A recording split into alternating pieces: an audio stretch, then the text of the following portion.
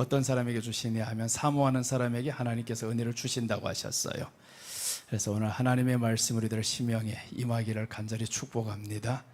우리 한번 하나님께 이렇게 기도하겠습니다. 성령님, 내 마음을 열어야 되겠습니다. 내 마음 내가 다스릴 수 있는 은혜를 주시옵소서. 우리가 사실 살면서 어려울 때 언제냐 하면 마음이 다스려지지 않을 때입니다. 하나님, 내 마음 다스릴 수 있는 은혜, 하나님 말씀의 은혜, 그 말씀을 통해서 우리의 마음이 통치가 되고 우리 주님이 다스려지는 이런 시간이 되게 하여 주옵소서. 이 시간 주님의 시간입니다. 주님 나를 어루만져 주옵소서. 이렇게 다 같이 한번 하나님 앞에 같이 통성으로 기도하겠습니다. 할렐루야. 하나님 아버지 은혜를 감사합니다. 예수님의 살아계심을 의지하고 또한 살아계심을 믿고 하나님 앞에 나온 사랑하는 심령들, 오늘 이렇게 비가 많이 오지만 하나님께서 우리를 여기까지 보내셨습니다. 인도하셨습니다. 여러가지 사정으로 여기까지 오게 될 수 있었지만 그러나 그 모든 사정과 그 길을 인도하시는 분은 하나님이셨습니다. 하나님 아버지 인정합니다. 오늘 하나님께서 우리에게 주시고자 하는 은혜가 있어서 이곳까지 인도했는데 하나님 은혜 받기 위해서 오늘 우리들의 마음을 비우고 우리 주님을 사모합니다. 사모하는 심령에게 하나님께서 만족하게 하신다고 하셨사오니 오늘 하나님께서 우리들의 심령을 활짝 열어주셔서 하나님의 주인됨을 온전히 알게 하여 주옵소서. 하나님께서 하나님됨을 온전히 알게 하여 주시옵시고 우리 심령이 정말 하나님의 말씀을 통해서 오늘 다스려지는 시간이 되게 하여 주옵소서. 주여 심령이 약한 것들은 떠나가게 하여 주옵시고 근심과 걱정은 떠나가는 시간이 되게 하시고 하나님의 말씀을 통해서 우리가 통치받게 하여 주옵소서. 우리 예수님을 의지합니다. 살아계신 우리 주 예수님께서 우리 심령을 지켜주시옵소서. 하나님 온전히 우리 마음을 주께 드리는 사람들 되기를 원합니다. 우리 주를 향해서 주여 주여 주여 부를 때 우리 주님의 이름이 우리 마음 가운데 충만하게 계시옵소서. 충만하게 계시옵소서. 우리 주님을 초청합니다. 우리 안에 오시옵소서. 우리를 다스려 주옵소서. 오늘 우리가 주님을 사모할 때 하나님께서 말씀을 통하여 역사하여 주옵시고 말씀을 통하여 새롭게 되게 하시고 하나님의 말씀이 임할 때 기적이 일어날 줄 믿습니다. 말씀이 임할 때 일어나라고 하셨는데 하나님 아버지 우리 심령이 일어나게 하여 주옵시고 환경에서 일어나게 하여 주옵시고 우리 주님을 바라보는 믿음으로 모든 것을 이겨나가게 하여 주옵소서. 세상을 이긴 이기면 너희들의 믿음이라고 했습니다. 그 믿음은 예수님 믿음 위에 말씀 위에 세워진 것이온데 하나님의 말씀으로 오늘 우리를 통치하시고 그 말씀들 우리 귀에 들리게 하시고 우리 심령이 임할 때 또한 심령이 살아나게 하여 주옵시고 심령이 새롭게 되게 하시고 새 힘을 얻게 하시고 독수리 날개 치듯 올라가는 그런 놀라운 은혜가 임하게 하시고 걸음박질하여도 피곤치 아니하고 다름질하여도 곤비치 아니한 하나님의 은혜가 오직 여호와를 앙망하는 자에게 있다고 했습니다. 오늘 하나님을 앙망하는 자들이 되어서 이 시간에 하나님께서 주시는 그 새 힘을 얻기를 원합니다. 하나님 이 시간 역사시옵소서. 주님이 통치하는 시간, 주님이 우리를 어루만져주는 시간, 주님 통치하소서. 주님 어루만져주소서. 오늘 저희들이 심령을 어루만져서 새롭게 되게 하시고 예수님을 바라보는 믿음으로 또한 승리하는 시간 되게 하시고 말씀에 응답받는 시간 되게 하시고 말씀으로 새롭게 되는 시간 되게 하시고 하나님께서는 저희들이 어려운 고통에서 환난에서 부르짖을 때 말씀을 보내어 저희들을 위경에서 건지시는도다 하셨습니다. 오늘 하나님 말씀을 보내시옵소서. 말씀으로 임재하여 주옵소서. 종의 입술을 열어서 하나님 말씀 전하는 사람이 되게 하시고 하나님 말씀에 다른 것들이 나오지 않게 하시고 오직 하나님의 살아있는 말씀만이 이 자리를 통치하시고 새롭게 하여 주옵소서. 주여 그 은혜를 사모합니다. 하나님이 주시는 그 은혜를 사모하오니 아버지 오늘 우리 심령이 활짝 열려서 예수님을 바라보는 시간이 되게 하여 주옵소서. 우리 주님이여 바라봅니다. 주여 바라봅니다. 주님께서 우리를 지켜주시옵소서. 주님 보호하시옵소서. 새롭게 되게 하소서. 종을 주님 앞에 맡깁니다. 이 시간에 시종을 주님 앞에 맡기고 이번 성회의 시종을 주님 앞에 맡기오니 우리 주님이여 도와주시옵소서. 이번 성회의간에 보내신 하나님의 사람들에게 큰 은혜가 임하게 하시고 말씀을 통한 모든 응답받게 하여 주시옵시고 이 시간 오직 주님만이 주장하는 시간 되게 하소서. 주님만이 임재하는 시간 되게 하소서. 주여 우리 마음을 맡깁니다. 하나님 다스려 주옵소서. 아버지 역사하여 주옵소서. 하나님 이 시간을 통해서 말씀이 임할 때 새롭게 되고 변화받고 놀라운 하나님의 은혜 가운데 또한 들어가기를 원합니다. 주여 우리가 눈을 떴을 때 예수님만 보이게 하시고 생각할 때 예수님만 생각나게 하시고 어떤 문제가 있을 때 주님만 바라보는 사람들 되게 하여 주옵소서. 주님 맡깁니다. 우리 주님 역사하옵소서. 성령이여 기름 부어주소서. 오늘도 우리 하나님의 은혜가 넘치게 하심을 믿사옵니다. 감사를 드립니다. 살아계신 하나님 아버지 은혜를 감사드립니다. 지금 이 시간도 우리 곁에서 우리 음성을 듣기 원하시고 우리에게 은혜를 주시기 원하시는 아버지, 가장 좋은 것을 주시기 원하는 아버지, 오늘 우리가 주님의 이름으로 하나님 앞에 왔습니다. 우리 주님께서 원하시는 그 성령님 우리에게 충만하게 임하게 하여 주옵소서.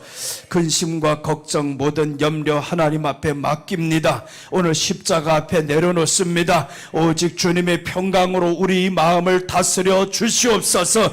다시는 근심하는 일이 없게 하여 주시옵시고 이 시간 말씀 들을 때 질병이 떠나가게 하여 주시옵소서.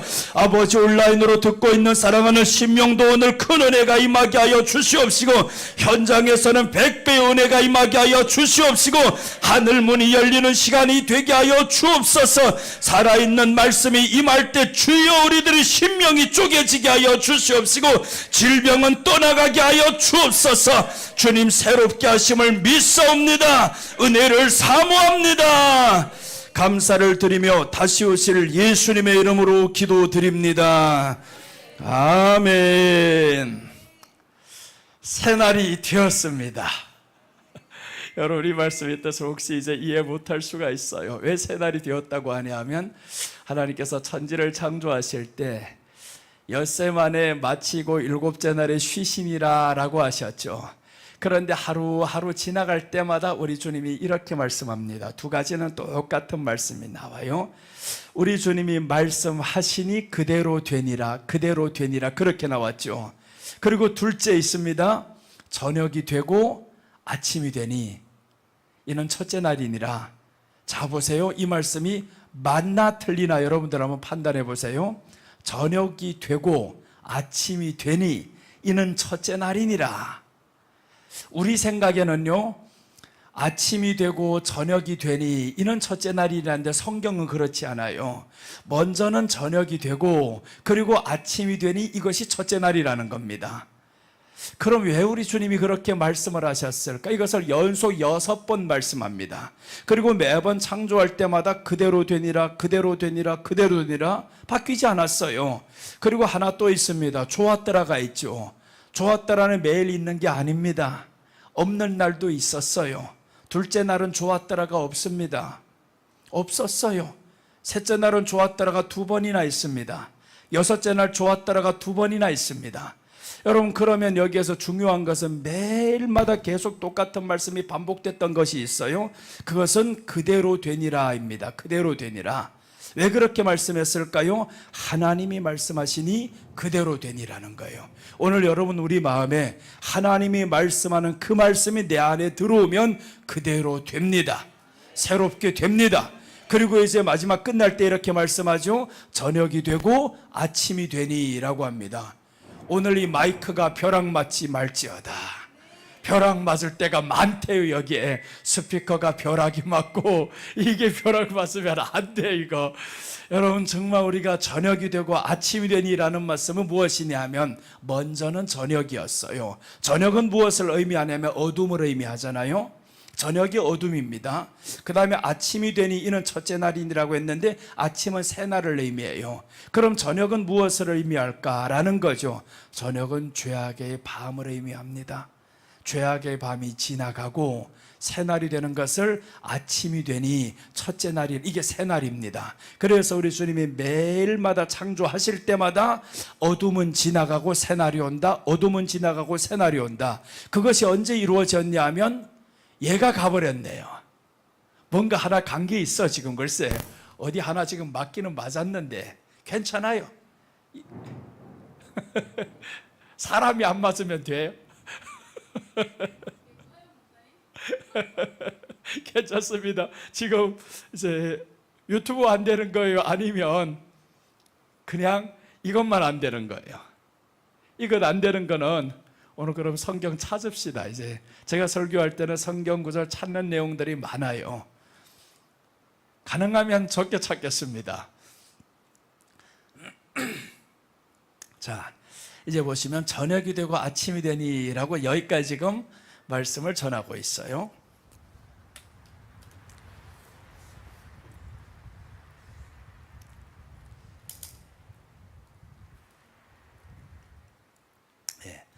저녁이 되고 아침이 되니라고 했는데 먼저는 저녁이었습니다. 저녁은 죄악의 어두운 밤이었어요. 우리가 교회 나올 때는 어떤 마음이냐 하면 어두운 심령을 가지고 나와요. 문제를 가지고 나옵니다. 그런데 나갈 때는 아침이 돼야 됩니다. 예수님이 이 땅에 오실 때에도 어두운 밤에 왔어요. 민수기 11장 9절에 보시면 우리 주님이 언제 오시냐 하면 어두울 때 왔더라, 밤에 왔더라, 그렇게 말씀해요. 그게 바로 만나가 진영에 떨어질 때 언제냐면 밤이었습니다. 이슬과 함께 만나가 떨어지는데 밤에 떨어져요. 그 만나는 누구냐 하면 우리 예수님을 예표합니다. 자, 한번 봅니다. 밤에 이슬이 진영에 내릴 때 만나도 함께 내렸더라. 만나는 요한복음 6장 48절 보면 예수님이다 라고 말씀해요. 내가 하늘에서 내려온 떡이다 라고 말씀하죠. 그러면서 이제 49절 50절 이하로 보면 이렇게 말씀합니다. 너희 조상들은 이 광야에서 만나를 먹고서도 죽었다. 그런데 내가 주는 떡을 먹는 사람들은 죽지 아니한다, 이 말씀을 해요. 그러니까 이 만나가 뭐겠어요? 예수님이죠. 만나가 예수님이라는 겁니다. 괜찮아요. 어두우면 어두운 대로 합시다. 오늘 사탄이 엄청 역사를 하네. 하나님의 은혜가 임하려고 하니까 사탄이 역사를 하고 있어요. 할렐루야. 하나님의 은혜가 임합니다. 뭐 옛날에는 뭐 더 어두워도 했잖아요. 촛불 켜고도 했었고. 그 시대에 안 살던 사람들은 모르겠지만 나도 잘 몰라요. 그런데 그렇게 했던 것 같아요. 그래서 여러분, 우리가 주님 안에서 환경이 문제가 아니다 이 말이죠. 사모하는 마음으로 오늘 모든 것을 이겨나갑시다. 자, 그러면 이제 만나가 진영에 떨어질 때 보니까 밤에 떨어졌어요. 먼저는 어둠이었죠. 이 만나가 예수님인데 어두운 세상에 왔다라는 겁니다. 그런데 예수님이 부활이 언제냐 봤더니 아침이었어요. 새벽이었어요. 그러니까 어두운 세상에 와서 우리 주님은 우리에게 새날을 주시는구나. 그래서 처음에 인사가 새날이 되었습니다 라고 하는 겁니다. 여러분, 이제 성막으로 들어갈 때도 어떻게 들어갔냐면 성막의 문은 동쪽에 있습니다. 동쪽에 성막이 문이 있죠. 그럼 이제 이 문을 통해서 사람들이 들어온단 말이에요. 들어오면서 보는 곳이 어디냐면 저 서쪽이잖아요. 완전히 가버렸네. 그럼 이제는 라디오가 되는 겁니다. 여러분, 이제 괜찮아요? 이렇게, 와, 이러면 어떻게 이렇게 오늘 캄캄하게 역사를 하네? 괜히 설교 내용에 따라서 어떻게 맞춰주나 보네요. 내용이 어둠이더니 했더니 진짜 어둠이 되었습니다. 괜찮아요? 예, 제가 조금 보이는데 그러면 나서겠습니다. 와, 기가 막히다. 휴대폰으로 다 이제 비추고 계시네요. 여러분, 그래서 우리 예수님이 보시면 이제 성막을 설명하다 이렇게 되었어요. 자, 보세요. 먼저 어둠이다. 그리고 이제 후에는 밝은 빛이었습니다. 그럼 한번 생각해 보자는 거예요. 성막으로 들어갈 때 동쪽이 지금 문이 있습니다. 문을 향해서 들어올 때는 어떻게 되냐 하면 문을 향해서 들어온단 말이에요. 들어오면 보이는 것은 서쪽입니다. 서쪽은 지금 어떤 곳이냐면 어둠이죠. 해가 지는 곳이죠. 어둠이었더라. 그럼 우리가 지금 하나님 앞에 나올 때는 어떤 심령을 가지고 나오냐면 어두운 심령을 가지고 나오는 겁니다. 어두운 심령을 가지고 저 법궤안이 어디냐 하면 그곳이 어두운 곳입니다. 그럼 예수님께서는 어디에 계시냐? 어두운 곳에서 빛이 되어 계시는 거예요.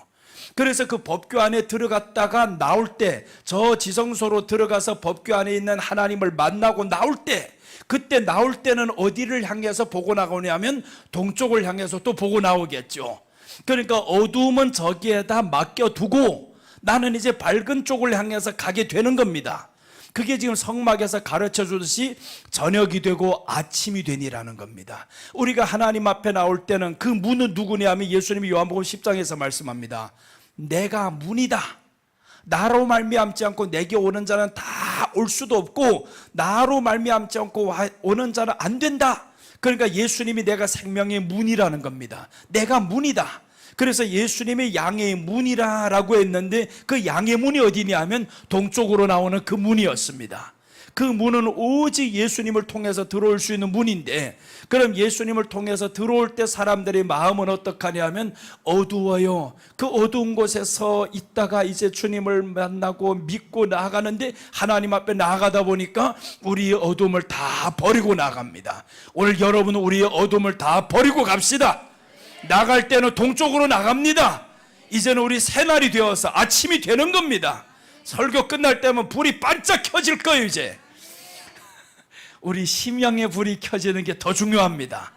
우리 마음만 밝아 있으면 아무리 길이 어두워도 갈 수가 있어요. 왜 그러냐면 주님이 말씀하잖아요. 시편 119편 105절에 보면 주님이 내 길에 빛이다, 등이다 라고 말씀합니다. 주님이 내 길의 등이라는 겁니다. 그리고 주님이 요한복음 8장에서 말씀하자는 나는 빛이다 라고 했죠. 빛이다. 나는 세상을 비추는 빛인데 그 세상에서 우리가 무엇을 바라야 되냐면 이제 문이 열린 동쪽으로 들어가는 겁니다.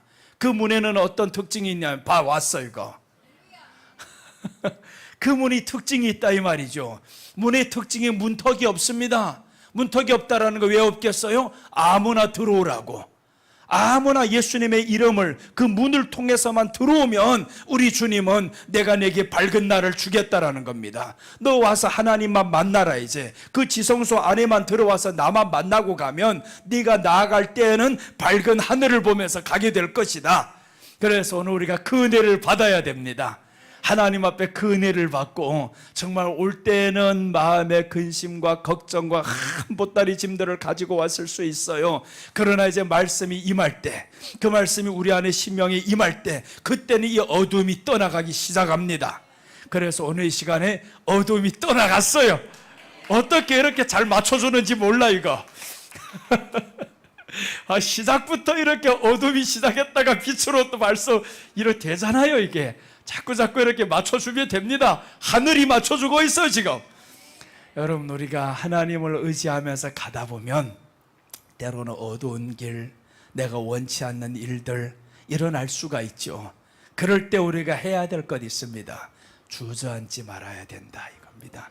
주저앉으면 안 돼요. 에스겔서 16장에 보면 한 아이가 버림받아요. 엄마 아빠가 지금 아이를 낳는데 이 아이를 버렸습니다. 길에 버려둔 이 아이를 보니까 어떤 사람이 주워가는데 세상에 탯줄도 자르지 않았어요. 이렇게 처참하게 버려진 아이, 이런 아이를 이 임금이 주워가다 보면서 얘를 씻겨줍니다. 소금물로 씻겨주고 그러면서 이 임금이 하는 말씀이 있어요. 너는 피투성이라도 살아있으라. 피투성이라도 살아만 있으라는 겁니다. 살아만 있으라. 주저앉지 말고 살아만 있으라. 그렇게 해서 살아서 어느 날 보니까 큰 아이가 되었어요. 성장한 사람이 되었습니다. 여러분 우리가 주님 안에서 때로 살다 보면 어려운 일, 이런 일, 저런 일 다 만날 수 있잖아요. 그런데 조금만 믿음으로 버티다 보면 어느 날 보니까 새날이 왔더라라는 겁니다. 그래서 그 버티는 그 순간이 우리는 하나님을 만나는 시간으로 만들어 버려야 됩니다. 하나님을 만나는 그 시간. 그럼 하나님을 만나기 쉬울까 어려울까? 성경은 쉽다라고 말씀을 합니다. 하나님을 만나는 게 쉽다, 너무 어려운 것도 아니다, 성경이 그렇게 말씀을 하고 있어요. 이제부터 성경 좀 찾아야 됩니다. 신명기 30장 14절 보겠습니다. 이제 하나님은 어디에 계시냐? 우리에게 심히 가까이 계시다라고 말씀을 해요. 먼 데 있는 것도 아니다, 내가 가까이 있다, 이렇게 우리 주님이 말씀을 시작합니다.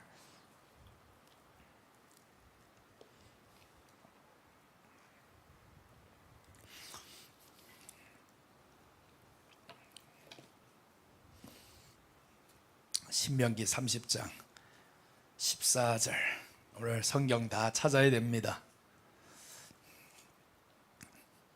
이 불이 들어온 것만 해도 정말 감사한 일입니다. 얘는 지금 갔어도 괜찮아요. 불만 있으면 우리가 성경을 찾아볼 수가 있습니다. 자, 신명기 30장 14절 한번 보겠습니다. 오직 그 말씀이 내게 심히 가까워서 내 입에 있으며 네 마음에 있은즉 네가 이를 행할 수 있느니라. 자, 보세요. 말씀이 내게 심히 가까워서. 그런데 이 말씀이 누구냐? 요한복음 1장 보시면 이 말씀이 예수님이시고 이 말씀이 하나님이라는 거예요. 이 말씀이 하나님이다. 그러니까 하나님이 어디에 계시냐면 나에게 심히 가까운 데 있다라는 겁니다. 그러니 사람들 자꾸 하나님이 멀리 있는 것처럼 생각하면 이게 큰 오산입니다. 하나님은 내게 정말 가까운 곳에 있어요. 멀리 있는 분이 아니다라고 성경이 말씀하죠. 이 말씀이 내게 심히 가까이 있어서, 야, 심이라는 말은요 성경에 많이 나오는 단어가 아닙니다. 극도로 무엇을 표현하고자 했을 때 이제 심이라는 단어가 나와요.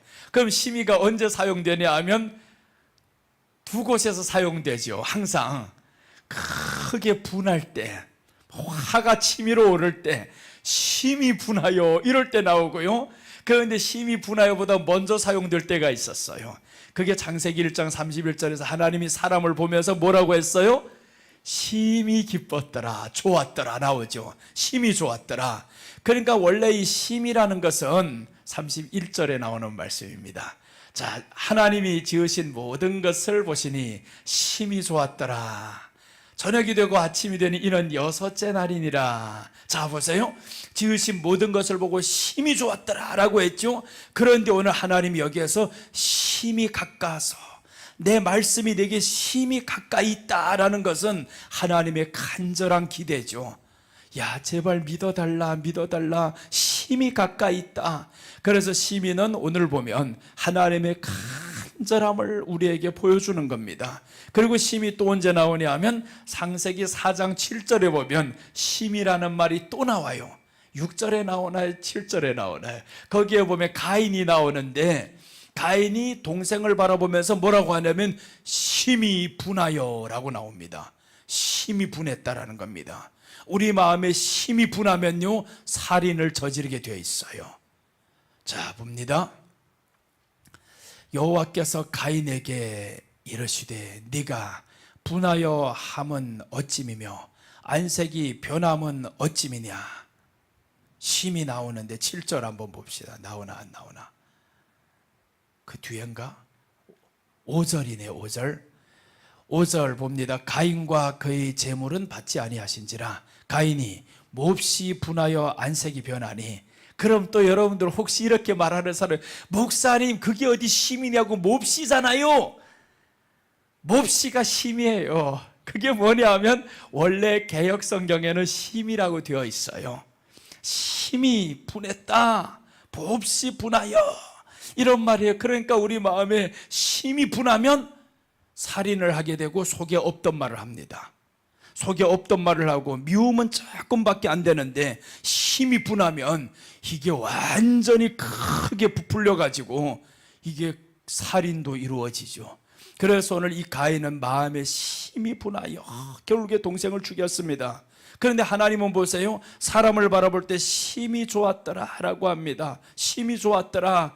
그러니까 이 좋아하는 이 사람들을 위해서 하나님이 죽을 수가 있는 겁니다. 심이라는 것은 죽일 수도 있고 대신 죽어줄 수도 있어요. 그래서 하나님이 우리를 향해서 심히 좋았더라라고 말씀을 하면서 이제 이렇게 말씀이 이어지죠. 심히 가까워서, 하나님의 말씀이 심히 내게 가까이 있다. 그러니까 우리가 하나님의 말씀을 어떻게 해야 되냐면 무조건 사모해야 되는 겁니다. 하나님의 말씀만 사모했을 때 우리에게 영안이 열리는 건 둘째입니다. 뭐 영안이 어떻게 열리겠어요? 그냥 영안이 열린다고 하니까 사람들은 하늘문이 활짝 열려서 새로운 세계가 보이고 그럴 줄로 알고 있어요. 아니다라는 겁니다. 하나님의 말씀이 우리에게 보여지면 영안이 열린다라는 것은 기뻐진다라는 겁니다. 하나님의 말씀이 이 안에 있으면 기뻐집니다. 낙원이 회복이 되는 겁니다. 그게 영안이 열린 사람들입니다. 영안이 열리는 것을 이제 다른 말로 하면 성령이 임했다 이 말이죠. 성령이 임해야만이 이 안에 기쁨이 있어요. 그래서 그 기쁨은 원래 어디 소유물이냐 하면 에덴 동산에서의 소유물입니다. 에덴 동산에서 아담과 하와가 보면서 그냥 기뻤어요. 너무 좋았어요. 그 에덴 동산이 낙원이거든요. 낙원은 누구 계신 곳이냐? 하나님이 계신 곳. 그래서 하나님이 계신 곳은 우리가 기뻐할 수 있습니다. 그런데 성령님이 우리에게 임했어요. 성령님이 하나님으로 이제 우리에게 임했단 말이에요. 그러니까 우리에게는 영안이 열렸다라는 것은 기뻐하는 것으로 의미해요. 그런데 우리가 그렇게 매일 기뻐지냐고요? 그렇지 않잖아요. 계속 기쁜 게 아닙니다. 환경에 따라서, 사람의 말에 따라서 그냥 이 마음이 이랬다 저랬다 바뀌기도 하고, 그런데 어떤 사람은 바뀌지 않냐 하면 이 안에 하나님의 말씀이, 하나님이 심히 가까이 있어서 하는 사람은 바뀌지 않아요. 항상 기뻐할 수 있습니다. 그래서 하나님의 말씀이, 하나님의 뜻이 이렇게 나오잖아요. 항상 기뻐하라, 쉬지 말고 기도하라. 그런데 사람들은 뭐부터 하려고 하냐면 자꾸 쉬지 말고 기도부터 하려고 하는 거예요. 쉬지 말고 기도해봐야 어떻게 되는, 기뻐지는가? 잠 못 자가지고 사람들은 오히려 기쁨이 사라집니다. 있던 기쁨도 떠나버려요. 잠을 제대로 자야 되는데 자지 않고 쉬지 말고 기도하란다고 이 사람은 기도만 했다고 그게 기뻐지냐고요? 그렇지 않습니다. 우리 안에는 하나님의 말씀이 내 안에 임할 때, 그럴 때 기뻐집니다. 그러니까 우리가 하나님의 말씀을 사모하면서 나아가시기 바랍니다. 그 다음에 이제 또 다른 하나가 있죠. 언제 그럼 사람들이 마음이 기뻐지냐? 하나님의 말씀이 임할 때인데 그 말씀이 깨닫게 될 때입니다. 이 말씀이 깨닫게 될 때 우리 안에 진정 역사가 일어나는 겁니다. 그냥 말씀을 읽어보세요. 되는가? 안 됩니다. 이 읽었던 말씀이 내게 깨달음으로 들어왔을 때, 그래서 이제 성경은 말씀은 느헤미야 8장 8절에 보시면 이런 말씀들이 나와요. 우리 한번 함께 찾아볼까요? 느헤미야 8장 8절.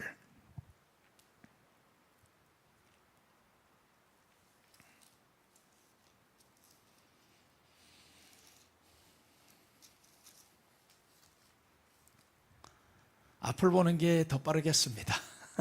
자, 우리 앞을 보고 읽겠습니다. 하나님의 율법책을 낭독하고 그 뜻을 해석하여 백성으로 그 낭독하는 것을 다 깨닫게 하며. 자, 보세요. 낭독함이라는 것은 그냥 성경 읽는 거죠.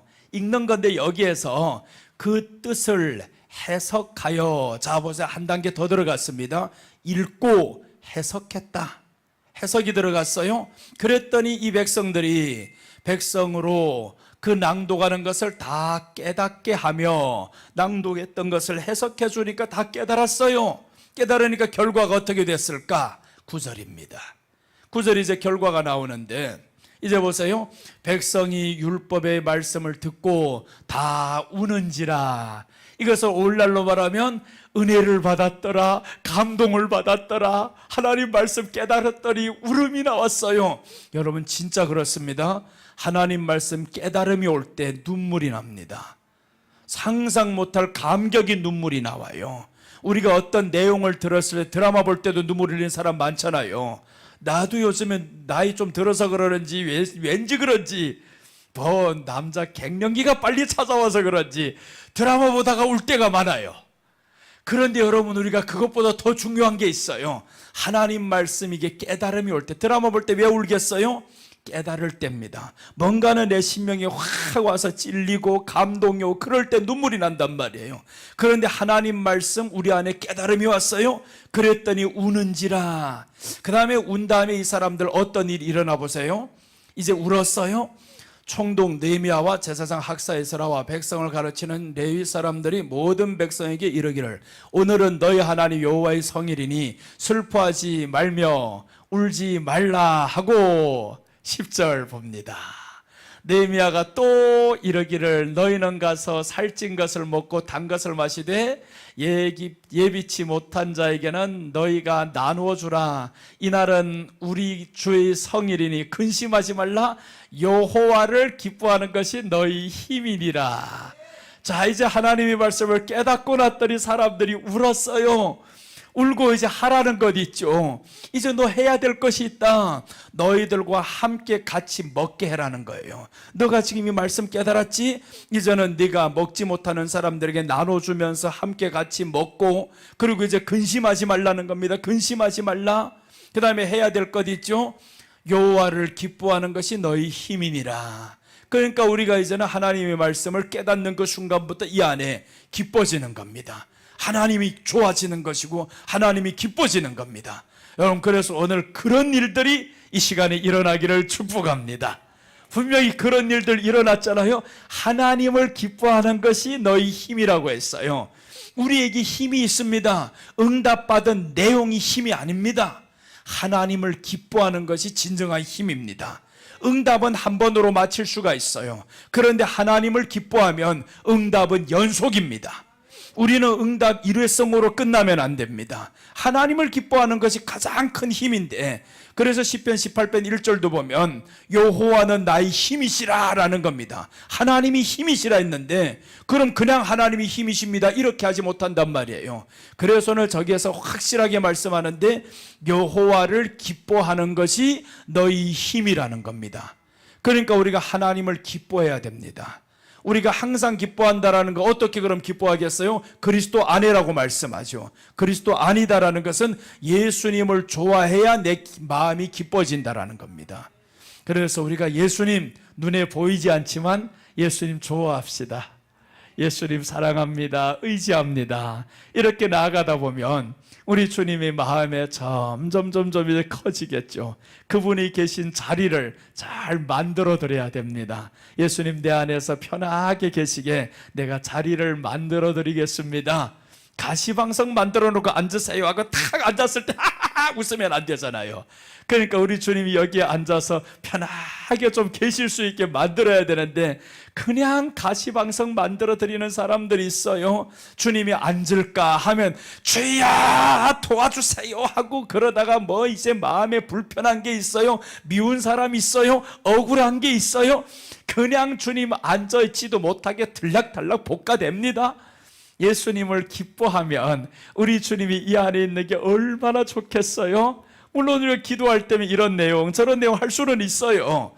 그런데 언제까지 계속 주님을 들들 볶기만 하겠냐고요. 좀 볶다가도 쉬게도 만들어야 하잖아요. 우리 주님이 쉼은 우리가 기뻐할 때입니다. 우리가 기뻐할 때 주님이 쉬는 거예요. 그래서 우리 주님은 항상 기뻐하라 하는 겁니다. 주 안에서 항상 기뻐하라, 그리스도 안에서 항상 기뻐하라 라고 말씀하는데, 우리 주님을 쉬게 합시다. 좀 이제 항상 기뻐하라. 그래서 우리가 기뻐해야 됩니다. 기뻐해야 돼. 기쁜 일이 있어야 기뻐하지. 또 그렇게 말하는 사람이 있어요.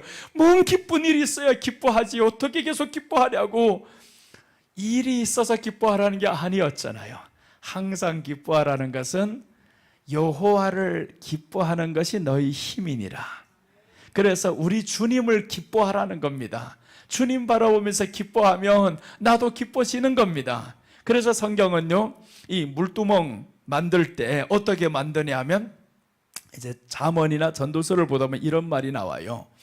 물에 너의 얼굴을 대었을 때 같은 얼굴이 보인다라는 겁니다. 비추인다 그 말이죠. 그 물에 보인다라는 거, 그게 어디를 말하냐면 물두멍을 말하는 겁니다. 성막에 들어갈 때 번제단이 있고 물두멍이 있는데, 그 물두멍 안에는 그냥 이거 물만 담을 수 있는 이런 항아리가 아닙니다. 그 안을 어떻게 만들어놨냐면 거울로 다 싸고 있습니다. 거울이에요, 이 안에. 그러니까 사람들이 안에, 물두멍 안에서 떡 바라볼 때가 물이 아닌 거예요. 거울 속에 비추는 내 얼굴 모습이라는 겁니다. 그럼 왜 거기에다가 거울을 그렇게 심어놨을까라는 거죠. 거울 그 안에는 물이 차 있잖아요. 물을 통해서 우리가 내게 얼굴을 보는 겁니다. 내 얼굴에 뭐가 묻었는지. 그래서 물두멍, 그 신앙은 바로 말씀을 통한 회개를 의미하죠. 그래서 말씀이 우리 안에 있어야 회개가 되는데, 그런데 자꾸 사람들은 어떤 것만 회개하냐면 말씀을 통한 회개가 아니라 도덕적인 거, 윤리적인 거, 이런 것만 자꾸 회개하는 거예요. 말씀을 통한 회개는 어떻게 이루어지냐 하면 내가 예수님을 좋아하는 그 자체가 회개가 된 겁니다. 그런데 예수님 좋아도 안 해놓고 사람들 회개를 합니다. 하나님, 도덕적으로 이런 죄 저런 죄 많이 졌습니다. 이런 죄를 계속 회개하다 보니까 다음날 또 해봐요. 또 나옵니다. 그 죄가. 똑같은 죄가 계속 반복이 되는데 이 죄를 끊어버리는 방법이 하나가 있는 겁니다. 그래서 회개라는 것은 돌아선다라는 말을 우리가 하잖아요. 돌아선다. 그 돌아선다라고 했는데 어디를 돌아서냐? 주님을 사랑함으로 이제는 돌아서는 겁니다. 주님을 좋아하는 것. 내가 원래는 여기를 좋아했는데, 회개가 바로 이런 거거든요. 세상 것을 좋아하던 것을 이제 회개하잖아요. 내 혈기대로 살았던 거 회개했잖아요. 그럼 여기에서 이제 돌아선다라는 겁니다. 예수님을 사랑하고 예수님을 좋아하는 거로 돌아서 버렸어요. 예수님을 좋아하는 순간에 오늘 하루는 그러면 뭐가 끊겼냐 하면 여기에 회개해야 될 내용이 끊겨버린 겁니다. 죄가 단절이 되는 겁니다. 그래서 우리가 예수님을 좋아하고 사랑할 때 죄는 끊어진 겁니다. 예수님은 그래서 십자가에서 이렇게 말씀하죠.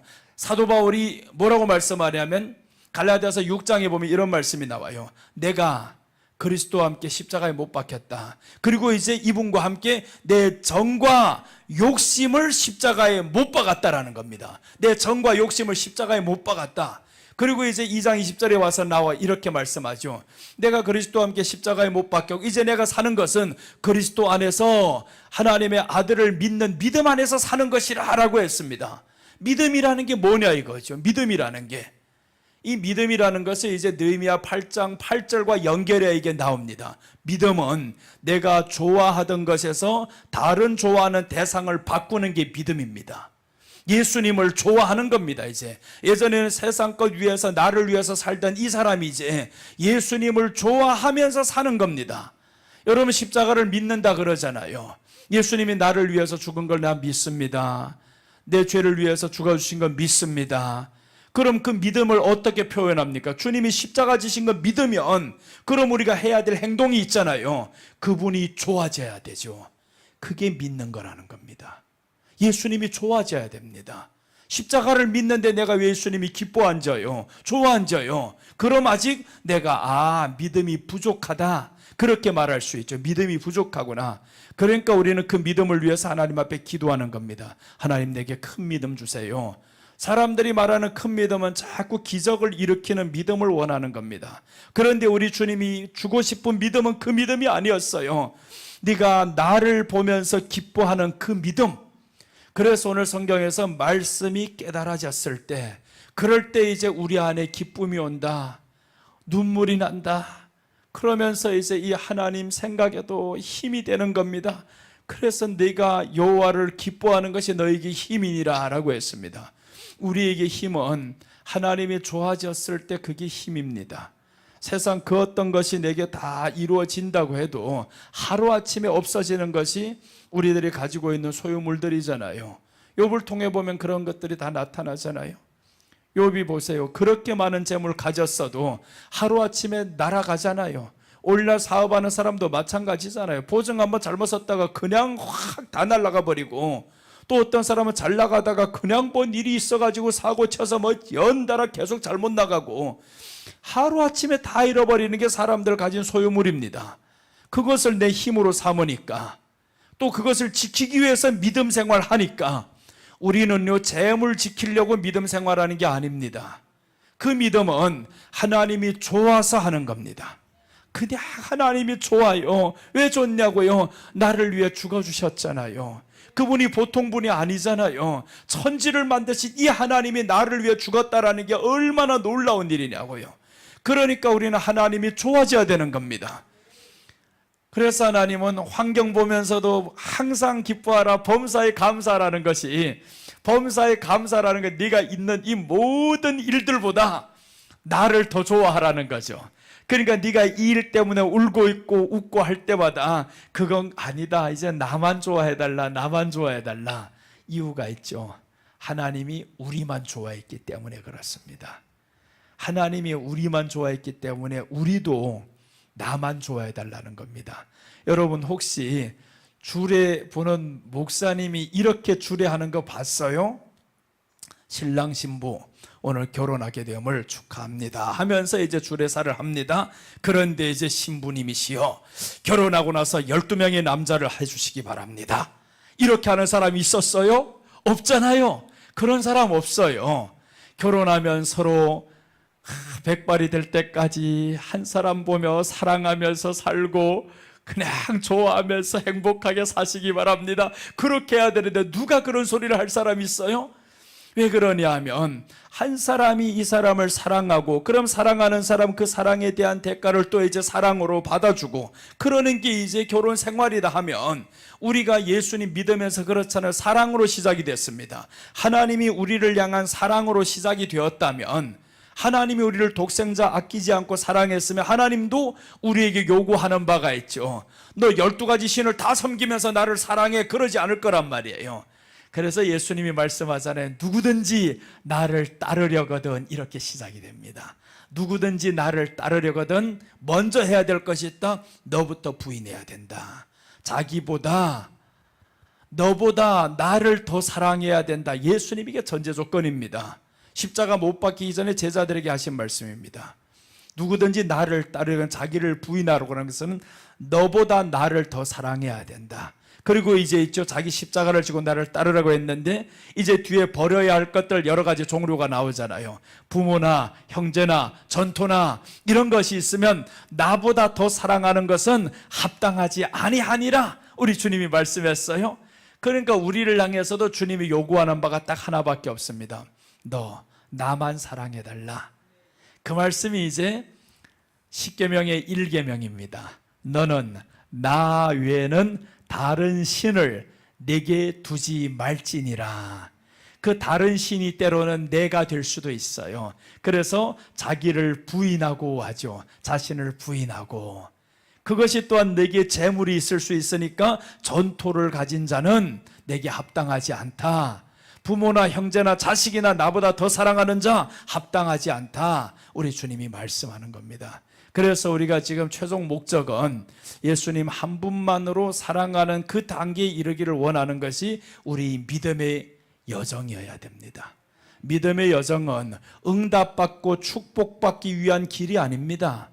예수님을 믿다 보면 이렇게 가다 보면 하나님이 이것저것 다 채워줍니다. 또 채워주시는데 그 말씀이 마태복음 6장에 나오죠.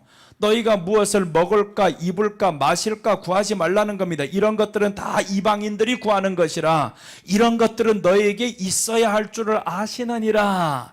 그러니까 너희는 뭘 해야 되냐 이제 나만 사랑하라 나만 따라오라 그 말씀이죠. 나만 따라오라.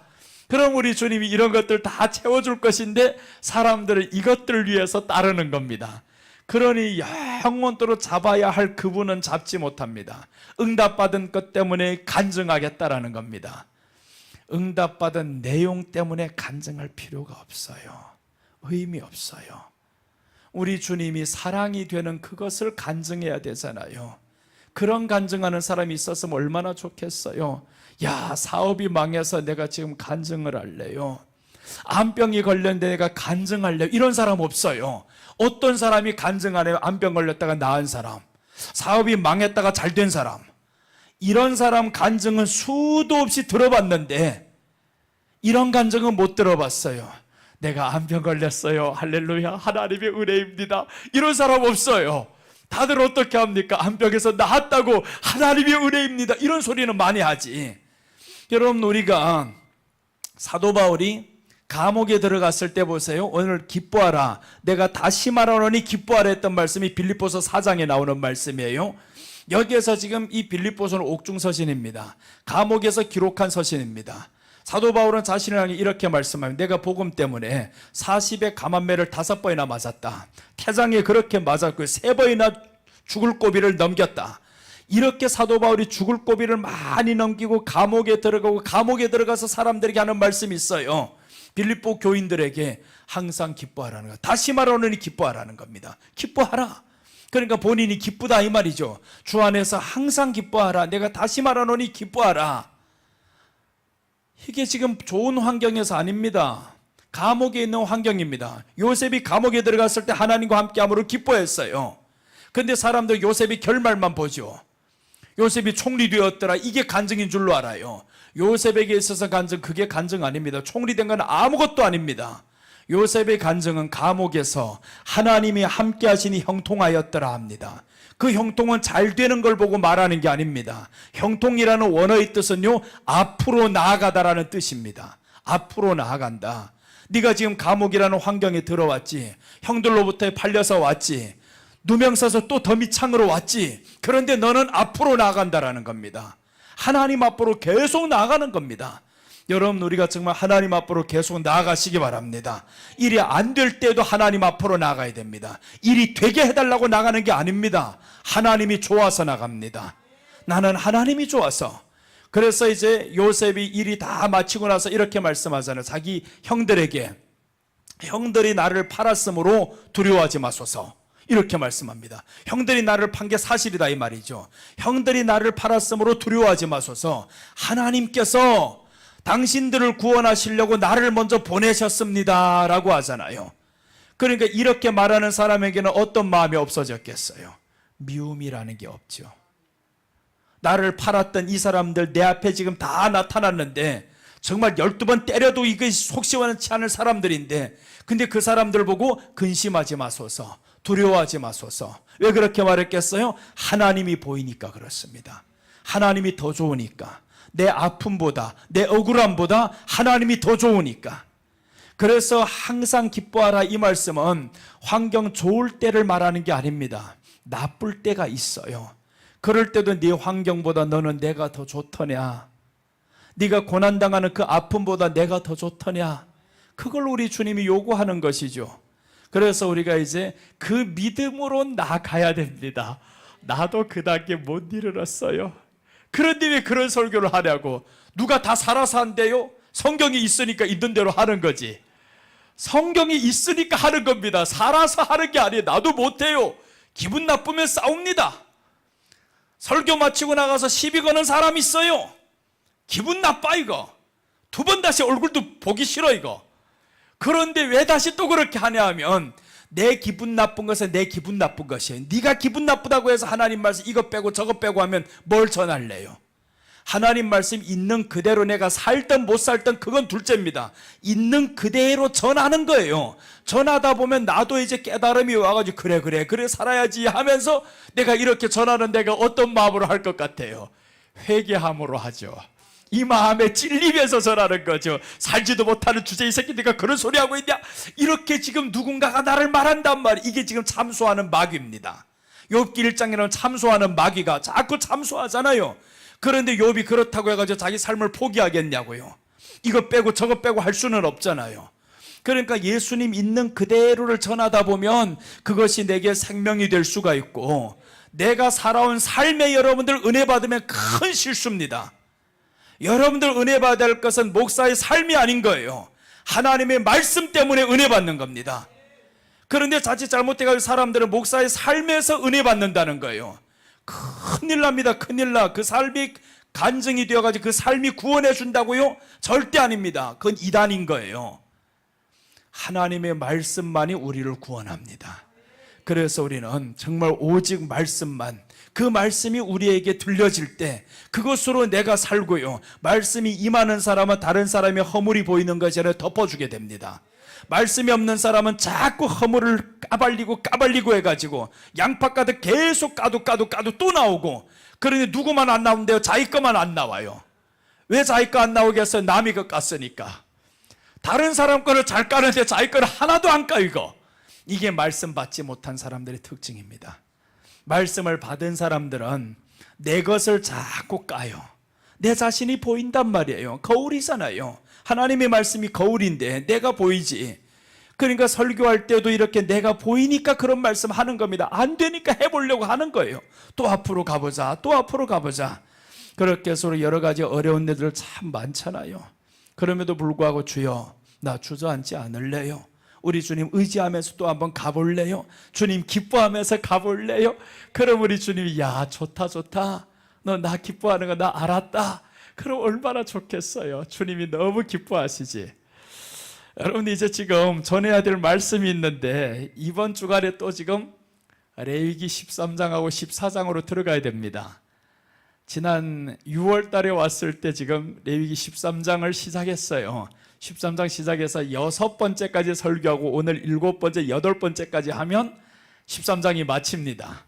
그리고 이제 13장 마치고 나서 14장으로 들어가야 되는데, 레위기에서 가장 어려운 게 어디냐 하면 문둥병에 대해서 나오는 13장, 14장 제일 어려워요.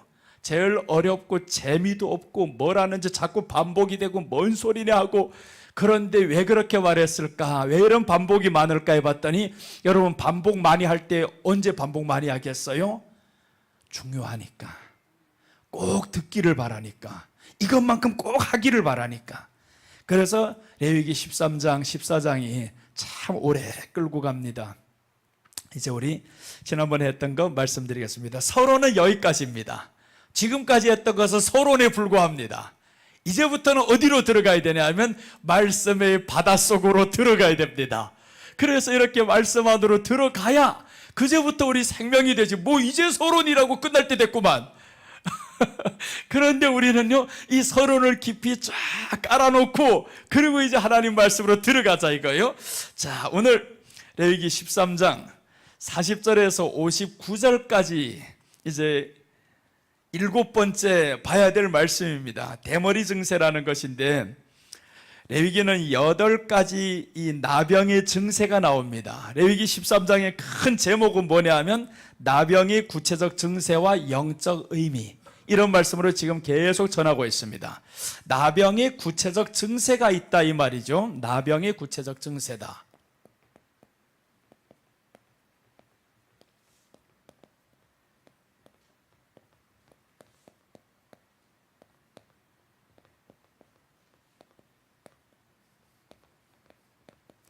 자, 여기에서 지금 나병, 8가지 나병의 종류가 나옵니다.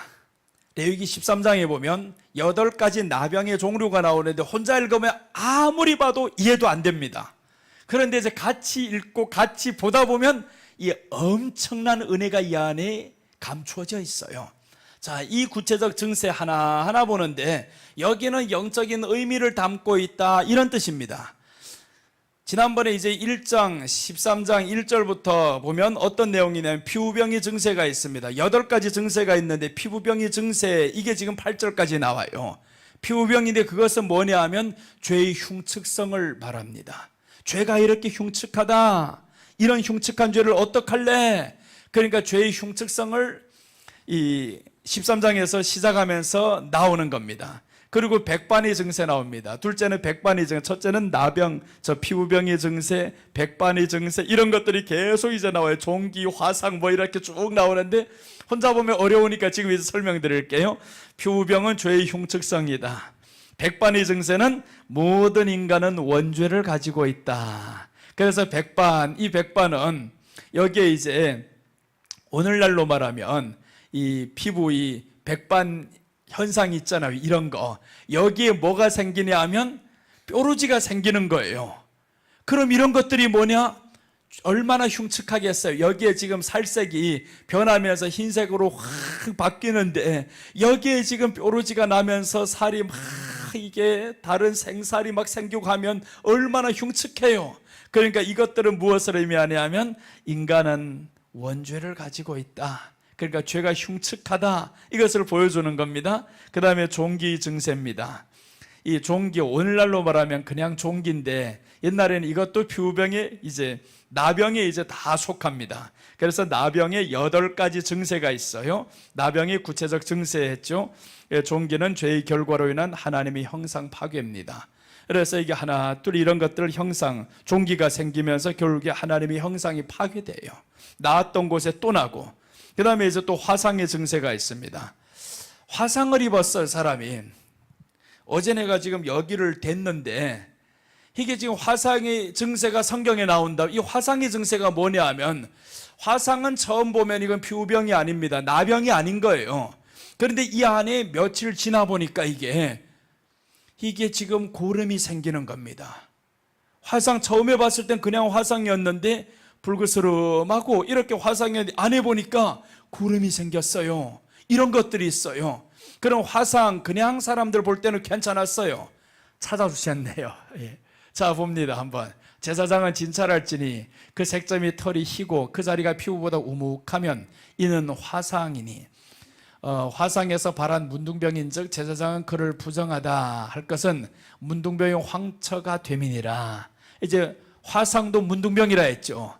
근데 화상인데 이 화상 안에 뭐가 있냐면 숨어 있는 것들이 있어요. 이게 치료가 안 되면, 이 화상이 치료가 안 되면 이 안에서 숨어 있는 것들이 나온단 말이에요. 그게 고름이 나오는 겁니다. 그럼 이게 뭐냐 하면 화상 안에 숨어 있는 것이 있다 이 말이죠. 치료가 안 되면 숨어 있습니다. 죄가 숨어 있는 것을 말합니다. 우리 안에 죄가 숨어 있다라는 겁니다. 그러니까 나병은 이런 특징이 있어요. 나병이 지금 모르고 3년, 알고 3년, 내가 알고 3년, 타인이 알고 3년입니다. 자, 보세요. 모르고 3년이라는 건 나도 지금 몰라요. 이게 나병인 줄. 손을 지금 화상 당했단 말이에요. 나병인 줄 모릅니다. 그런데 좀 지나다 보니까 이 안에 지금 고름이 생기고 이렇게 생겨요. 그게 뭐냐면 우리 안에 은밀하게 감추어진 죄들이 있는 겁니다. 나도 모르는 죄들이 있어요. 그런데 이 죄들이 시간이 오래다 보니까 이것들이 나옵니다. 밖으로 터뜨려 나와요. 그럼 내가 알겠죠, 이제. 와, 이렇게 됐어? 이렇게 나왔어? 그럼 어떡하냐면 이것을 사람들은 상처를 싸매는 거예요. 상처를 싸매면 누가 안 보여? 다른 사람이 안 보이는 겁니다. 나만 알죠? 여기가 어떤 단계냐면 내가 아는 단계입니다. 모르는 단계에서 이제 아는 단계로 나왔어요. 죄가 이제는 커졌죠, 이 안에서. 그래서 성경이 이제 신약에 보면 죄를 어떻게 말하냐면 욕심이 잉태한 즉 죄를 낳고 죄가 장성한 즉 사망을 낳는데요. 그러면 욕심까지는 죄가 아닙니다. 이 욕심이 잉태를 하는 거예요. 욕심이 잉태하면 이것은 잉태되는 이 죄는 내가 알죠. 이제 이게 커져 조금 더 들어가면 드러나. 그러니까 사람들은 그 죄를 감추려고 하는 겁니다. 나만 알고 지난 3년, 그 다음에 이제 조금 더 지나면 감출 수 없어요. 나병 이렇게 보다 보면 이게 조금 시간 더 지나 보니까 화상의 고름이 밖으로 나옵니다. 밖으로 나오는데 더 퍼지기 시작했어요. 그럼 퍼지면 나만 아는 것이 아니라 남들도 알게 됩니다. 그럼 이런 사람들은 어디 가냐 하면 제사장에게 진찰받고 저 성 밖에 쫓겨나는 겁니다. 가족들과 분리가 되죠. 가족들과의 분리를 왜 시켜야 되냐 하면 전염이 되거든요. 그러니까 가족들과의 분리입니다. 그럼 이 말씀은 뭐냐 하면 죄는 전염이 되니까 사람들을 격리시키는 겁니다. 그래서 이제 죄 있는 자의 자리에 앉지 말라라는 내용들이 나와요. 유출병 있는 자가 앉았던 자리에 앉지 말고, 나병 환자 앉았던 자리에 앉지 말고, 시편 1편 1절 이제 보시면 어떤 내용이 나오냐면 복 있는 사람에 대해서 나오죠. 이게 나병과 관련된 내용들입니다. 복 있는 사람이 누구냐 하면 그 사람이 섰던 자리에 앉았던 자리에 앉으면 안 됩니다. 그러면 이 사람은 죄인의 자리에 서고 오만한 자의 자리에 앉고, 이게 다 죄잖아요. 죄가 있는 곳에 자보세요. 우리 시편 1편 한번 잘 보겠습니다. 복 있는 사람은 악인의 꾀를 좇지 아니하며, 자보세요. 좇지 아니하며죠. 그냥 이게 유혹할 때 쫓지 않으면 됩니다. 그런데 이제 두 번째 더 들어갑니다. 죄인의 길에 서지 아니하며. 쫓지 않던 사람들이 죄인의 길에 이제 서지 아니하며, 이렇게 죄인이 길까지 나왔어요.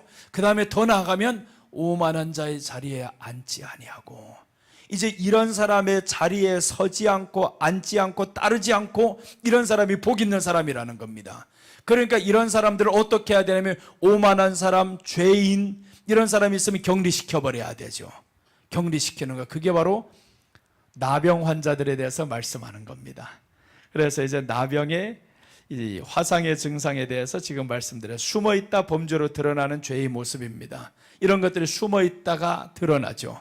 오만한 자의 자리에 앉지 아니하며, 처음부터 누가 오만한 사람이 있어요? 죄인이라는 것을 누가 얼굴에 쓰고 다니는 사람이 있습니까? 없잖아요. 다 쓰고 안 다닙니다. 그런데 이런 것들이 이제 나병처럼 같이 있다 보면 드러나는 겁니다. 드러나서 이제 드러나는 것뿐만 아니라 내게 넘어오는 거죠. 같이 계속 있으면 넘어옵니다. 그래서 사람들 유유상종이라 그러죠. 같은 사람들끼리 논다, 그게 뭡니까? 처음에 아닌 것 같은데 계속 같이 있다 보면 이게 내가 감염이 되는 겁니다. 똑같이 되는 겁니다.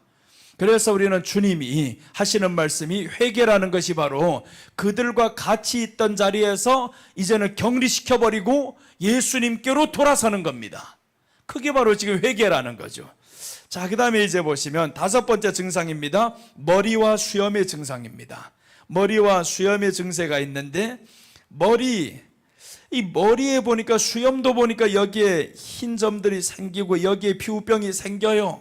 그럼 이런 것들 무엇이냐면 머리와 수염은 영광을 의미합니다.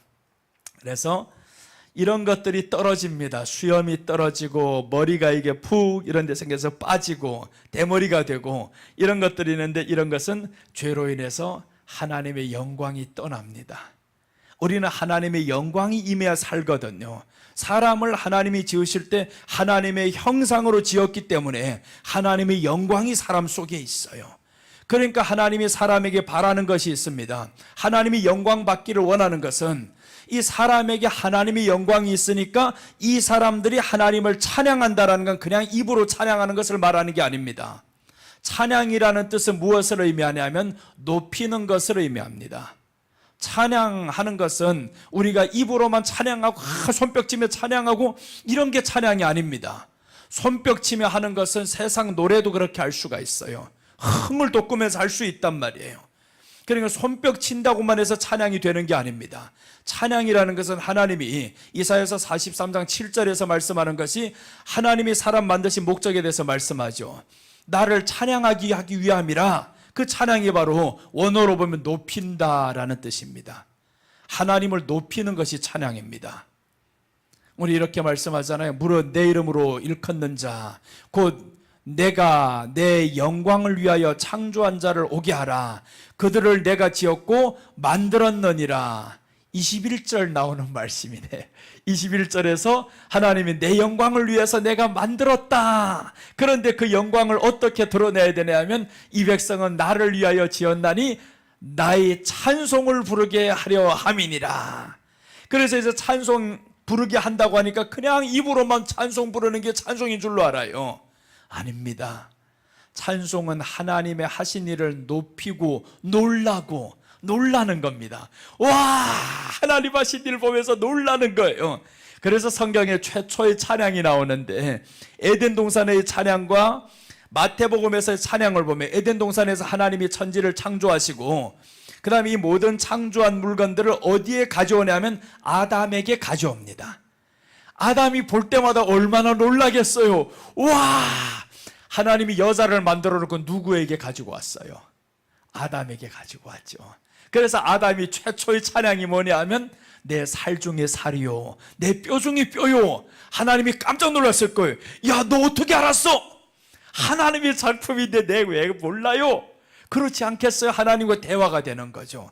하와를 만들어 놓고 아담의 고백을 보면 놀라운 찬양입니다. 이것은 내 살 중에 살이요, 내 뼈 중에 뼈요. 이것은 하나님의 창조를 이 사람이 알았다라는 겁니다. 야, 하나님의 창조, 나를 죽여놓고 이 여자를 만들어냈네. 이 비밀을 아담이 알았다 이겁니다. 그러니까 내 살 중에 살이요, 뼈 중에 뼈요 하면서 하나님이 이러면서 이제 아담에게 모든 짐승들 다 데리고 오죠. 그러면서 하나님이 이제 지켜봅니다. 뭐라 하나 보자 했더니 아담이 이름을 짓기 시작하는 겁니다. 그러니 아담이 이름을 지으면서 얼마나 놀랐겠어요. 코끼리를 지으면서도 코가 긴 것은 코끼리 하면서 하나님 이 코끼리를 하면 될까요? 그래 잘했다. 그럼 아담이 어떻게 생각했겠어요? 그런 짐승들 처음 볼 때 하나님의 솜씨에 감탄하는 거죠. 하나님을 놀라는 겁니다. 야, 하나님 정말 대단해요 이러면서 살았단 말이에요. 이렇게 살던 사람들 이제 보세요. 타락합니다. 타락해서 이제 바로에게 400년 동안 종살이를 하죠. 그 다음에 구원받은 백성들 뭐 하나 한번 볼까요? 찬양한다 그럽니다. 출애굽기 15장 1절에서 3절까지만 한번 봐. 찬양이 시작을 어떻게 되는가. 너무 놀랍습니다. 지구상에서 최고의 최고로 천지 진동할 만한 찬양이 나옵니다. 200만 명 동시에 찬양합니다. 지금 교회에서 4,000명, 5,000명 뭐 세우고 있잖아요. 그런 멋있게 부르는 복장이나 똑같은 거 입고 하는 찬양이 아니다 이겁니다. 찬양의 내용을 보면요, 어떻게 내용 보세요. 이때 모세와 이스라엘 자손이 이 노래로 여호와께 노래하니, 노래로 했죠. 찬양한다 이 말이죠. 노래로 노래하니 합니다. 일러스되 내가 여호와를 찬송하니 그는 높고 영화로우시며. 찬송의 첫째 내용, 하나님이 높다, 영화로우시며. 보세요, 찬송의 내용이 뭐예요? 높이는 거잖아요. 하나님 높아요, 영화로우시며. 그 다음 보세요, 내용이 나오죠. 말과 그 탄자를 바다에 던지셨음이로다. 그러니까 이런 찬양을 들을 때 하나님이 저 이스라엘 백성들이 그 200만 수장 모세와 미리암과 이 모든 사람들 다 놀라서, 저때 보면 한 사람이 찬양이 아닙니다. 시작을 어떻게 하세요? 이때 모세와 이스라엘 자손이 이 노래로, 이스라엘 자손이 구원받은 사람들 모세와 함께 다 이 노래를 드리는 겁니다. 하나님은 높아요, 하나님은 영화로워요, 하나님이 어떻게 그 많은 말들과 그 많은 사람들을 그 바다에서 다 죽였어요. 이렇게 하나님을 높이는 겁니다. 하나님이 하신 일에 대해서 놀라고 감탄하는 겁니다. 여러분 한번 집에 들어갔는데 생일이라고 한상 가득 차려놓고 거기에 가득 좋아하는 것들 다 놨어. 이거 온갖 좋은 거 다 갖다 놨는데, 그렇게 나를 지금 서프라이즈 해주려고 집안에서 그렇게 준비를 했는데 들어와가지고 뭐 하는 짓이요? 밥 먹었어? 이런 대답이 나오면 두 번 다시 해주고 싶겠어요? 실망스러울 겁니다. 우리가 하나님의 창조하신 이 창조물을 보면서 뭐요? 뭐가 이렇게 시시해?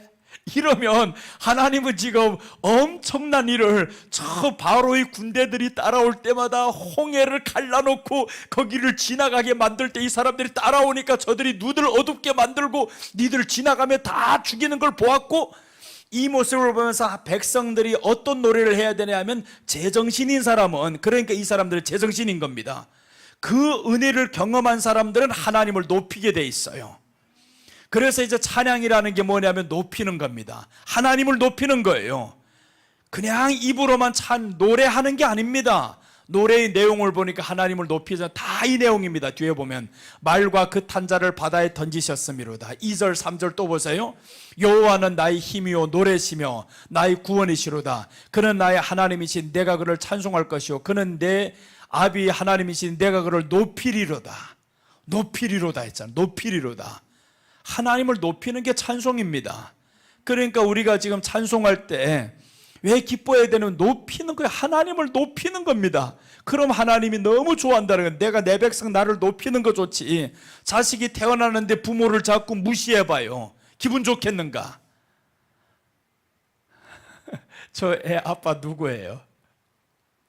그럼 보세요. 딸이 아빠를 자꾸 무시만 해봐봐요. 그럼 딸이 이쁘겠냐고요. 딸은요, 아빠 언제 이쁘냐 하면 그냥 아빠밖에 몰라. 아빠 오면 너무 좋아. 이렇게 아빠 의지하고 아빠 좋아하고 아빠 높이고 그러면 야, 이게 너무 이뻐요. 너무 이뻐. 그런데 우리가 지금 자식으로서 하나님 창조물로서 하나님을 높이지 않는다? 그럼 하나님이 창조에 대해서 얼마나 가슴이 아프겠어요. 야, 왜 이 사람들 이렇게 몰라주냐. 내가 너희를 사랑했다. 지금 창조주를 알아달라는 것도 아니고 내가 너를 사랑한 것부터 먼저 알아달라. 그 다음에 이 사랑한 이 주님을 안 다음에 우리가 두 번째 해야 될 것이 있습니다. 창조주를 알아야 됩니다. 그래서 성경은요, 안식일에 대해서는 유독 두 번이 나옵니다. 안식일에 대한 내용은 똑같지 않아요.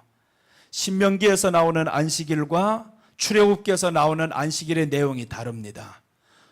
그 안에 하나님을 지금 안식일 거룩히 지켜야 된다 하는 내용이 달라요. 엿새 동안은 하나님이 창조하셨으니 라고 했는데, 그러니까 이제 너희는 쉬라 라고 하죠. 내용이 다릅니다. 처음에 안식일은 어떤 안식일이냐 하면 출애굽기에서 나오는 안식일은요, 하나님이 천지를 창조하셨다. 엿새 만에 이제 창조를 마치고 이제 하나님이 다 사람들을 이렇게 해서, 그러니까 일곱째 날에는 하나님이 쉬었으니 너희들 쉬어라는 겁니다. 여기에서는 뭘 기념하냐 하면 하나님이 창조주임을 기념해서 쉬는 안식일입니다. 그 다음에 신명기에서 5장 15절 이하로 보면 거기에 안식일은 달라요. 하나님이 거기에서 나오는 안식일은 창조주를 기억하라는 게 아닙니다. 구속하신 주를 기억하라는 겁니다. 그래서 신명기 출애굽기 20장에서 나오는 안식일과 그냥 필기만 해두세요. 출애굽기 20장 8절에서 11절까지 내용입니다. 출애굽기, 그 다음에 신명기 5장 15절에서 17절까지 내용은 이렇습니다. 너는 기억하라 했죠. 기억하라. 여기서도 이제 안식일을 지켜야 됩니다. 자, 보세요. 너는 기억하라. 네가 애굽 땅에서 종이 되었더니 너희 하나님 여호와가 강한 손과 편팔로 너를 거기서 인도하여 내었나니 그러므로 너희 하나님 여호와가 너를 명하여 안식일을 지키라 하느니라. 여기선 창조주 아니죠. 뭘 기억하래요? 구원하신 주를. 애굽에서 하나님이 크신 팔로 너희를 구원하신 것을 기억하라. 그러므로 안식일을 지키라는 겁니다. 그러니까 우리가 주일날 지키는 두 가지 이유가 있습니다. 구속하신 예수만 기념해서 지킨다? 절반밖에 안 됩니다. 감동이 적어요. 두 가지를 같이 할 때 이 안에 감동이 있고 기쁨이 있고 기대가 있고, 구속하신 주님만 생각하면서 우리가 안식일을 지키잖아요. 기쁨이 없어요. 기대가 없습니다. 그냥 하나님이 나를 구원하셨네요. 우리 주님이 구원하셨네요. 그걸 몇 번 할 건데요. 계속 하다 보니까 이게 식어지는 거죠. 그런데 이제 두 가지, 출애굽기에서 나오는 것은 엿새 동안 하나님이 창조하셨다라는 겁니다. 그러므로 너희는 안식일을 거룩히 지키라라고 나와요. 거기에서는 우리를 향해서 창조주를 기억해라는 겁니다. 그래서 안식일을 지킬 때, 우리가 주일날 지킬 때는 두 가지 의미로 지키는 겁니다. 주님이 나를 구원하신 구속주 때문에 부활하신 날이 이제 주일날이잖아요. 그러니까 부활하신 주님을 생각하면서 구원해 주신 이 은혜에 감사해서 지키는 주일날. 그 다음에 다른 하나는 창조주를 기념해서 지키는 날입니다. 오늘 쉬는 것은 하나님이 천지를 창조하셨습니다. 나를 만들었습니다. 내 환경도 만들었습니다. 내 몸의 모든 구조를 만드신 분이 주님이십니다. 이렇게 지금 기념하면서 주님 앞에 예배 드리는 겁니다. 그럼 내가 하나님의 창조물이고 이 모든 것이 하나님의 창조 속에 있는 것이고 이것을 인정하는 사람이 근심이 되겠어요? 근심이 안 되죠. 그러니까 우리가 근심되는 이유는 반쪽짜리 하나님을 믿는 겁니다. 구속하신 주만 믿으니까 세상에 이런 일들이 근심되는 겁니다. 그런데 이스라엘은 반대죠. 이스라엘 사람들은 구속주를 안 믿고 창조주를 믿잖아요. 하나님이 창조하신 이것을 믿으니까 저들은 보세요. 물질이 차고 넘치게 가잖아요. 하나님은요, 가장 기뻐하는 게, 물질은 누구를 믿어야 물질을 주냐 하면 창조하신 하나님을 인정해야 물질이 쏟아지게 만듭니다. 물질을 얻고 싶다, 창조주를 기억해야 됩니다. 항상 기쁘게 살고 싶다, 구속하신 주님을 생각해야 되는 겁니다. 그러니까 우리가 두 가지를 다 같이 가지고 와야죠. 이제는 구속하신 예수님도 생각하면서 창조하신 하나님도 생각하면서, 그래야만 우리가 물질과 질병의 세계에서도 우리가 이길 수가 있어요. 그러니까 두 가지를 이제 다 가지고 왔는데 기도했는데 안 나왔어요. 그럼 어떡하겠어요? 구속하신 주님 십자가를 생각하면서 이 질병의 고통을 이겨나가는 것이고요. 그 다음에 창조하신 우리 하나님만 생각하면, 왜 하나님이 창조했는데 내 병 안 고쳐줍니까? 이렇게 된단 말이에요. 그럴 때면 어떻게 해야 되냐면, 구속하신 주님도 이 잔을 내게서 옮기시옵소서 할 때 하나님이 옮기지 않았어요. 이 잔을 내게서 끝까지 지고 갔단 말이에요. 그러면 주님이 지신 십자가도 나 지금 지고 가나 봅니다. 우리 예수님 생각하면서 오히려 이쪽이 원망이 안 되죠. 고쳐주지 않는다고, 응답받지 않는다고 원망이 안 됩니다. 그러니까 우리가 십자가 지신 예수님과 창조주이신 하나님, 이 두 분을 같이 기념하는 것이 우리 지금 지키는 주일날이다 이 말이죠. 그래서 우리는 하나님 말씀 속에서 이제 나병의 구체적 의미 이렇게 계속 들어갑니다. 이 하나님의 영광이 이제 떠나는 것이 머리와 수염의 증세에 대해서 나옵니다. 머리와 수염의 증세에서 이렇게 말씀드렸어요. 그 다음에 이제 여섯째는 어루러기 증세입니다. 어루러기 증세인데 허물은 있지만 정하다 이렇게 말씀을 해요. 어루러기가 있다 이 말이에요. 얼굴에. 그럼 어루러기가 있는데 하나님이 보시고 이거 분명히 범죄인데 이거 죄인데, 그런데 뭐라고 선포하냐 하면 정하니라 이렇게 말씀해요. 정하니라. 이것은 우리 주님의 칭의를 의미합니다. 죄는 있는데 네가 나를 믿음으로 내가 너를 의롭다 하리라. 그래서 이제 칭의. 이제 내일부터 해야 될 말씀이 있어요. 40절에서부터 59절까지 이제 설명드릴 겁니다. 여기에 보시면 46절까지 지금 대머리 증세입니다. 이제는 7제예요. 대머리 증세. 40절과 41절만 읽겠습니다. 40절에서 46절까지.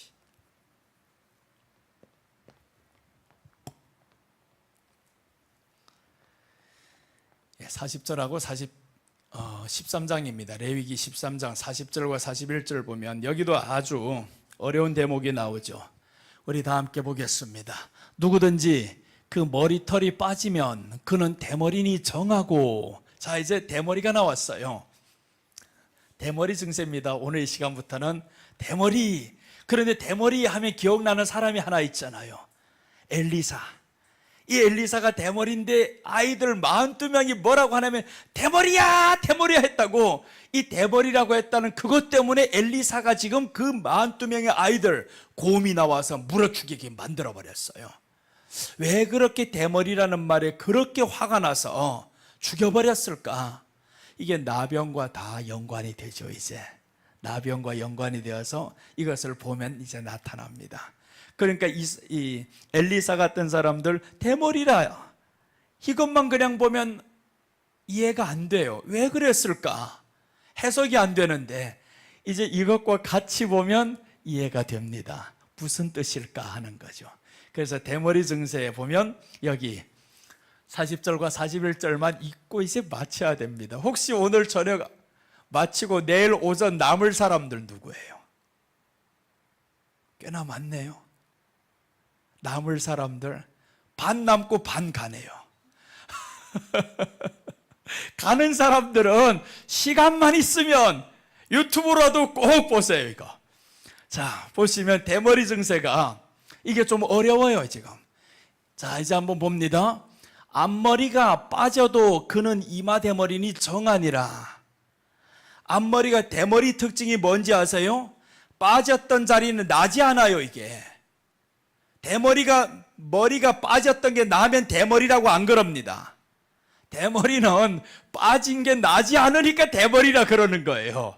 그런데 오늘 여기에서 이렇게 대머리 되는 사람은 뭐라고 하냐면, 그렇다고 대머리 된 사람들도 다 욕하지 마라. 이건 대머리를 말하는 게 아니고 영적 의미라 했죠. 영적 의미. 이 대머리가 주는 영적 의미란 말이에요. 앞머리가 빠져도 그는 이마 대머리니 정하니라. 이게 중요합니다. 정하다라는 거예요. 아니 대머리가 나병이라며 왜 정하냐고. 나병인데 어떻게 정하다고 하냐고. 자, 대머리 특징을 말씀드리겠습니다. 대머리는 무엇을 의미하냐 하면 성경에서 수치, 모욕, 불행 이것을 의미합니다. 대머리는 수치를 당한다, 모욕을 당한다, 불행입니다. 이거 지금 의미하는데, 그래서 엘리사가 지금 대머리가 뭘 당했어요? 수치와 모욕을 당하는 겁니다. 그 대머리라고 수치당하고 모욕을 당하고 이런 일을 겪게 되죠. 그런데 우리는 이것을 무엇으로 보냐 하면 예수님으로 이제 보겠다 이 말입니다. 예수님과 어떤 관련이 있어서 이 사람이 수치를 당하고 모욕을 당해야 되냐 이 말입니다. 그래서 오늘 여기에서 대머리 증세는 머리가 지금 나지 않잖아요. 그런데 오늘 대머리인 사람들은 정하니라 라고 해서 정하니라. 아니 이렇게 수치당하고 모욕당하고 불행한 이 사람들 향해서 더 이상의 머리도 나지 않는데, 그런데 정하다라는 겁니다. 그럼 이런 사람들은 무엇을 의미하냐 하면 대머리, 이제는 더 이상의 희망이 없음을 알아요. 야, 이게 더 이상 나지 않는구나, 더 이상 안 되는구나, 이제는 인정하는 겁니다. 뭘 인정하겠어요? 자기 현실을 인정합니다. 나는 죄인이구나, 내게는 영광이 없구나. 그럼 이 사람이 죄인이라는 것을 인정하고 수치당하며 살던 사람, 모욕당하며 살던 사람, 불행했던 사람, 이 사람이 이제 기다리는 하나밖에 없잖아요. 나의 수치를 누가 감당할까? 누가 좀 이 수치를 가져갈까? 내가 받는 이 모욕을 누가 좀 대신 받아줄까? 내가 당하고 있는 이 불행 누가 좀 끊어줄 수 없을까? 그래서 이 사람들은 누구를 기다리냐 하면 대머리를 해결해 줄 수 있는 그 유일한 한 사람을 기다립니다. 그래서 예수님이 마태복음에서 가장 첫 번째 만나는 사람이 누구냐 하면 나병 환자를 만나는 겁니다. 나병 환자. 나병 환자들은, 이 사람들은 성 밖에서 쫓겨나서 살던 사람들이죠. 나병 환자, 아무도 내 나병을 고칠 수 있는 사람 없습니다. 수치를 당하고 모욕하고 불행하고 나병 걸리는 순간 행복한 가정이 깨집니다. 왜 그러냐면 가족들과 못 살아요. 이제는 격리를 당해야 됩니다. 우리가 코로나 때 격리당했던 거 15일 이런 정도가 아니죠. 나을 때까지 격리당해 살아야 되는데 언제 낫냐고. 이게 고쳐줄 수 있는 사람도 없는데. 그러니까 이 사람에게 있어서는 이제 불행입니다. 누가 나를 고쳐줄까? 누가 나를 고쳐줄까? 누가 이 불행에서 나를 건져줄까? 모욕에서 건져줄까? 그런데 이 사람들이 이렇게 나병 걸렸다고 해서 어디 들어오냐면 성 안에 들어와요. 그럼 사람들이 어떻게 하겠어? 돌을 들어 칩니다. 이제 때려 죽이겠다는 겁니다.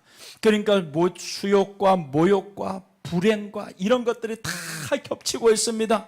그러니 이 사람들이 유일하게 기다려야 될 한 사람이 있죠. 그게 바로 메시아입니다. 예수님을 기다려야 됩니다. 그러니 여기에서 수치당하고 모욕당하고, 이제 한번 비슷하게 생각해보면 엘리사가 수치당하잖아요. 엘리사가 모욕당하잖아요. 그런데 엘리사는 이것을 끊어버리는 겁니다.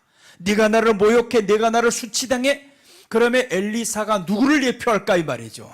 이제 예수님이 이후에 와서 우리 대신 수치당하고 모욕당하고 그 다음에 끊어주는 게 있죠. 불행을 끊어주잖아요. 그래서 42명의 아이들이, 그 청소년들이 곰에게 물려 죽는 겁니다. 그 말은 뭐냐면 하나님의 백성들을 이렇게 대머리 증세로 수치당하고 모욕당하고 불행당했던 이 모든 것들을 끊어주겠다라는 겁니다. 너에게는 하나님의 영광이 없는 것 같지? 그러나 내 이제 끊어주겠어. 그게 예수님이 이제 이 땅에 오셔서 끊어주는 장면입니다. 그래서 나병 환자를 가장 먼저 만나고 그 다음에 또 만나는데 10명의 나병 환자를 만나죠. 9명은 유대인이고 하나는 사마리아인이고, 이렇게 해서 10명이 나병 환자만 되면요, 이 사람들은 다 어디에 살아야 되냐 하면 나병 환자들만 있는 촌에 살아야 돼요. 네 신분이 아무리 높아도 못 살아요. 나는 유대인인데 바리새인인데 안 됩니다.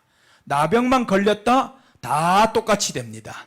그래서 로마서 3장에서는 모든 사람이 죄인이다 그렇게 말씀하죠. 의인은 없나니 모든 사람 죄인이다.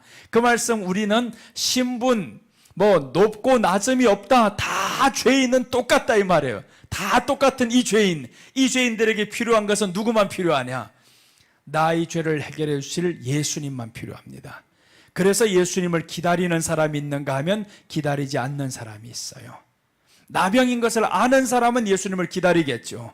그래서 오늘 여기에서 나는 완전 불행한 사람입니다, 완전 죄인입니다, 이것을 아는 사람은 오늘 성경이 뭐라고 하냐면 대머리니 정하니라 라고 하는 겁니다. 대머리라는 거 알잖아요. 이제 더 이상의 머리가 나지 않는 걸 알아요. 그러니까 이 사람은 자기가 죄인임을 아는 사람, 죄인임을 아는 사람은 우리 주님이 정하다라는 거. 너 죄인임을 알아서 됐어, 정하다. 그럼 죄인임을 아는 사람은 이제 기다리는 한 분밖에 없잖아요. 예수님 언제 오시렵니까? 그 예수님을 기다리는 겁니다. 그래서 이제 내일 이 말씀을 계속 이어가겠습니다. 오늘은 여기 서론 지금 들어가면서 이제 도입 부분까지 왔어요. 이제 이렇게 하다 보면 이게 13장 이번에 다 마칩니다. 지난번에 왔을 때 10번의 설교를 해서 13장 6번째까지 왔습니다. 여기 이 나병의 구체적 증세와 영적 의미에다 6번째까지 왔는데, 오늘 이번에는 7째, 8째 가고 14장은 치유 방법입니다. 어떻게 나병이 고침받을까? 이런 것들을 이제 14장에서 메시아 오심을 여기에서 예표적으로 말씀하는 겁니다. 예수님이 오셔서 이 나병을 어떻게 고친다라는 것을 14장이 그래서 예수님 장입니다. 예, 참 중요한 내용입니다. 기도하겠습니다. 하나님 아버지 감사합니다. 오늘 이렇게 하나님의 말씀 우리에게 들려주시고 보여주시고 또한 깨닫게 하시니 감사합니다. 예수님 이제 내일부터 또다시 깊이 이 말씀으로 들어가야 하는데 하나님께서 우리에게 들을 귀를 더욱 열어주시고 마음을 활짝 열고 하나님 말씀 사모하며 기뻐하며 받을 수 있게 도와주시옵소서. 오늘 비록 어려운 말씀이었지만 모두들 이렇게 하나님 말씀 안에서 기뻐하며 이 말씀 받았습니다. 성령 하나님 저희들을 지켜주시고 오늘 하나님의 은혜가 더욱 넘치게 하여 주시옵소서. 감사를 드리며 다시 오실 예수님의 이름으로 기도드립니다. 아멘.